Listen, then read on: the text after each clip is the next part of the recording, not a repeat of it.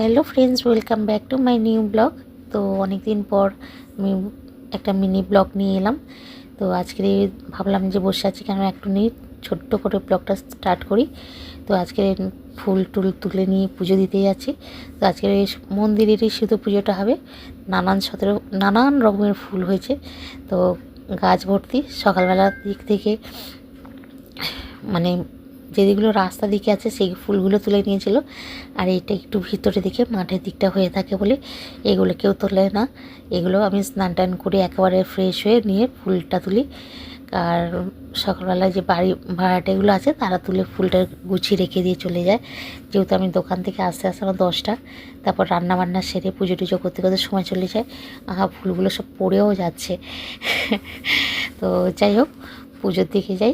এমনি সকাল থেকে উঠে কাজ বাজ সেরে নিয়ে এসে এমনি ঠাকুর ঘরটার মোছা টোচা হয়ে গেছে, সেগুলো আর দেখি লাভ নেই।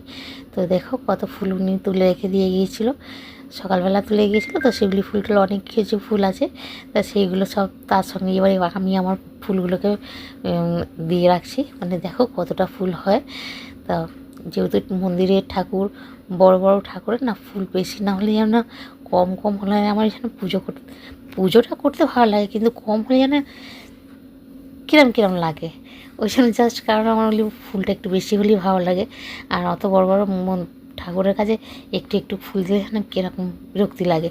তো যাই হোক, এই যে আমার মায়ের মূর্তি, আমার সোনা মা। আর এই দেখো ফুল দিয়ে রেখেছি, এটা সরস্বতী মা।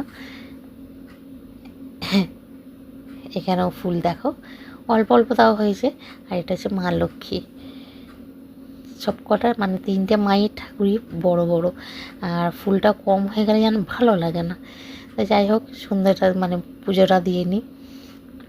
দিয়ে টিয়ে নিয়ে যেহেতু আমার দেরি হয়েও গেছে, অনেকটা সময় পার হয়ে গেছে, কি করব, তাড়াহুড়ো করে পুজোটা করলাম। পুজোটা করে টোরে নিয়ে এবারে চিন্তা মানে এখানে ফুল টুল দিয়ে নিয়ে তারপর চলে যাব।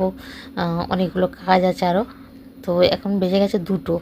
দেখো আমার মায়ের মূর্তি দেখো, কি ভালো লাগে। আমি যখনই মন্দিরে ঢুকি না, আমার মনটা যেন একদম শান্ত হয়ে যায়। যে কত কী যে মনের মধ্যে থাকতো, সেই সব কথাবার্তা সব ভুলে যাই। কেউ মনটা একদম শান্ত হবে, মানে মনে হয় যেন আমার মনে যেন ওখানেই পড়ে থাকে। দেখো এটা আমার তুলসী মঞ্চ।